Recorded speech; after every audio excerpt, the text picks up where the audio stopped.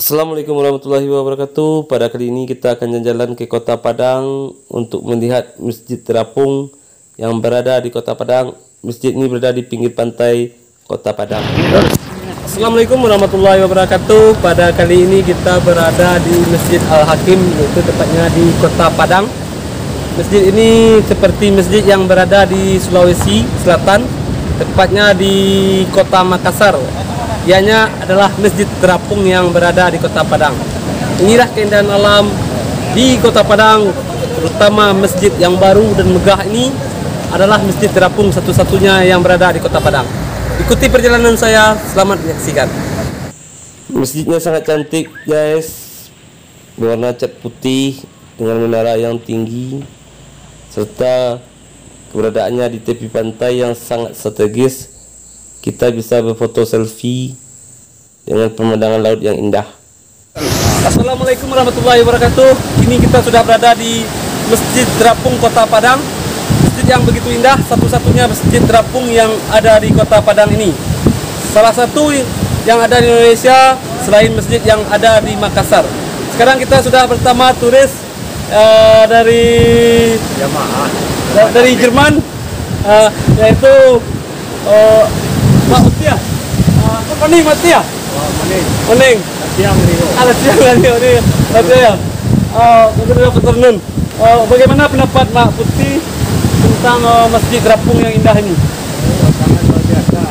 Tidak bisa dinilai kebesaran Allah. Nah, begitu besar kebesaran Allah ya Mak Putih. Jadi lagi kadang bisa Allah. Inilah ya, itulah kira-kira keindahan masjid dengan didampingi dengan keindahan laut yang begitu megah dan sangat indah sekali yang berada di wilayah pantai barat Pulau Sumatera. Inilah Samudra Indonesia atau dikenal dulu zaman Belanda adalah Samudra Hindia. Ya, tahan saja ya.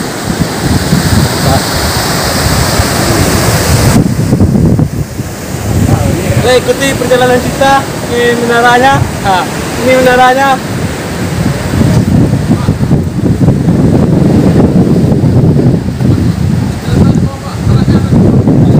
Ya, tidak boleh pakai sandal. Sandalnya kita taruh di bawah dulu.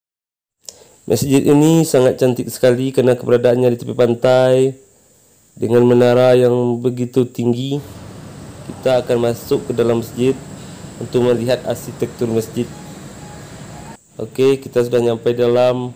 Di dalam sangat indah sekali dengan ornamen ukiran yang megah serta dihiasi oleh lampu kristal yang begitu cantik, mahal dan elegan.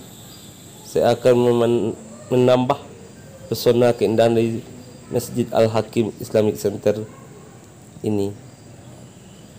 Inilah masjid yang indah dan cantik. Bagi saudara-saudara yang mau berkunjung ke Kota Padang, jangan lupa singgah ke Masjid Islamic Center Al-Hakim ini yang berada di tepi pantai seperti Masjid Terapung, karena keberadaannya sama dengan kayak masjid-masjid yang ada di tepi pantai atau di. Inilah kita mau menuju keluar. Kita akan menuju keluar ya. Demikianlah perjalanan kita kali ini di Masjid Al-Hakim.